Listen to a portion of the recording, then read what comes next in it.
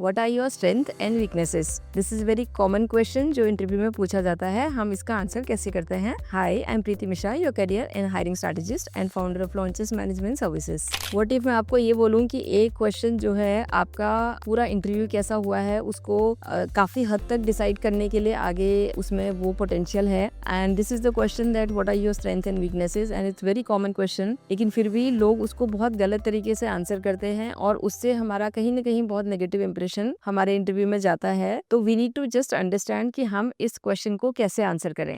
जैसे मैंने पहले भी सारे वीडियोस में बोला है कि जब भी कोई क्वेश्चन पूछा जाता है तो उसका पर्पस होता है क्वेश्चन पूछने का, तो we need to understand that purpose. अब what are your strength and weaknesses का क्या पर्पस है, इंटरव्यूअर आपसे क्यों पूछ रहे हैं वो वाला question. Number 1, they wanted to understand how honest you are, how hard working you are you have that improvement mindset or not, और क्या आपकी जो स्ट्रेंथ है वो हमारे इस रोल के साथ मैच कर रही है कि नहीं कर रही है। ये 3-4 पॉइंट्स हैं जो हमारे दिमाग में होते हैं कि हम दूसरे से पूछेंगे। The candidate also has to understand this is the purpose of this question, तो हमें आंसर उसको अकॉर्डिंगली ही करना है। अब आपसे क्वेश्चन पूछा, आपने बोला कि माई स्ट्रेंथ्स में आपने आंसर दिया I am honest, I am hard working, I am dedicated. These are good qualities, ये बहुत अच्छी क्वालिटीज है, लेकिन हमें ये आंसर ऐसे नहीं करना है। हमें ये आंसर किसी एग्जाम्पल के साथ करना है। ये एक बहुत ही कॉमन से वर्ड्स हमने बोल दिए कि जो हमें लगता है कि शायद हमारी पर्सनैलिटी से रिलेट करते हैं या फिर ये सुनने में अच्छे लगते हैं और ये पॉजिटिव वर्ड है इसलिए हमें बोल देने चाहिए। तो दीज आर गुड वर्ड्स, लेकिन हमें इसका आंसर एक एग्जाम्पल के साथ देना होता है।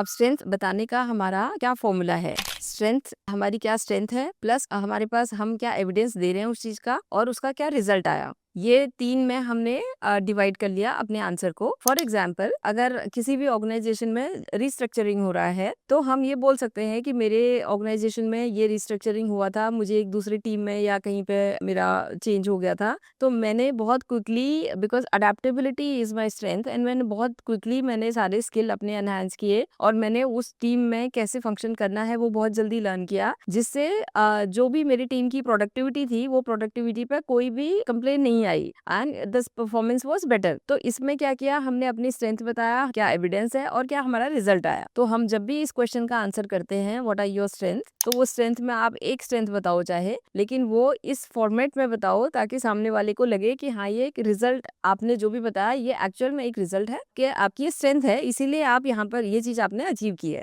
Now if you talk about weaknesses, तो अगर आपसे पूछा जाता है क्या वीकनेस है तो बहुत सारे लोग, एंड ट्रस्ट मी, मैं इतने सारे लोगों का इंटरव्यू लेती हूँ and every day now and then ये सुनने को मिलता है कि अगर आपसे कोई वीकनेस पूछेंगे तो पहले तो कोई बोलेगा कि मेरी कोई वीकनेस नहीं है। नंबर 2 बोलेगा मैं बहुत ज्यादा हार्ड वर्किंग हूँ तो मैं टाइम नहीं मैनेज कर पाता ठीक से। नंबर 3 बहुत सारे लोग तो ऐसे बोलते हैं आई एम अ परफेक्शनिस्ट। और नंबर 4 क्वाइट ऑफन हम ये हियर करते हैं कि आई एम टू इमोशनल। तो ये सारी चीजों से हमारा कोई लेना देना नहीं है, because it's a completely professional life, और वहां पर हम इस क्वेश्चन का आंसर कैसे करेंगे। और वीकनेस आंसर करने का भी हमारा सेम फॉर्मूला है, क्या हमारी वीकनेस है, क्या हमारा इम्प्रूवमेंट फॉर्मूला है और क्या हमारा करंट प्रोग्रेस है। ये 3 चीजों पे हमने डिवाइड करना है। For example, then again it is answered with example.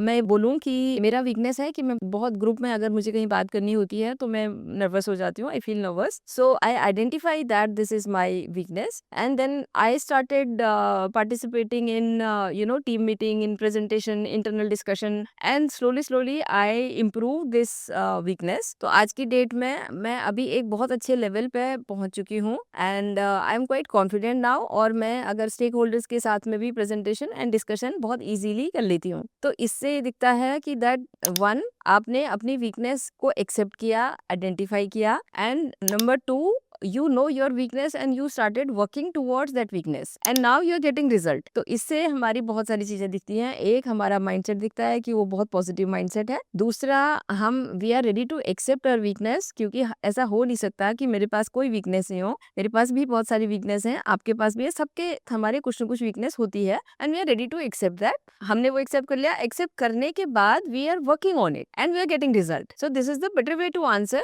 What is your weakness. Now small input input from recruiter and आपकी स्ट्रेंथ ये होनी चाहिए, जो भी आप स्ट्रेंथ बता रहे हैं it should be relevant to the job applied. आपकी जो भी वीकनेस है उस वीकनेस से हमें ये शो होना चाहिए कि आपका एक ग्रोथ माइंडसेट है। ट्राई टू अंडरस्टैंड दैट कोई भी इंटरव्यूअर या रिक्रूटर जो भी आपका इंटरव्यू ले रहा है कोई भी परफेक्शनिस्ट को नहीं ढूंढ रहे हैं। सो दे वांट समबडी जो रिलेटेड टू दैट फील्ड हो और उसका स्ट्रेंथ जो भी है उसका स्ट्रेंथ उसको इस प्रोफाइल में वो काम आए, और उसकी जो भी वीकनेस है ही और she is ready to accept that weakness and they are working towards that. वो इंप्रूवमेंट वाला माइंडसेट है। So this is the only thing that ये वाला क्वेश्चन आपसे पूछा जाता है। एंड लेट मी नो अगर कोई और क्वेश्चन है जिस पे हम लोग डिस्कस कर सकते हैं, please comment below and please like share and subscribe. Thank you.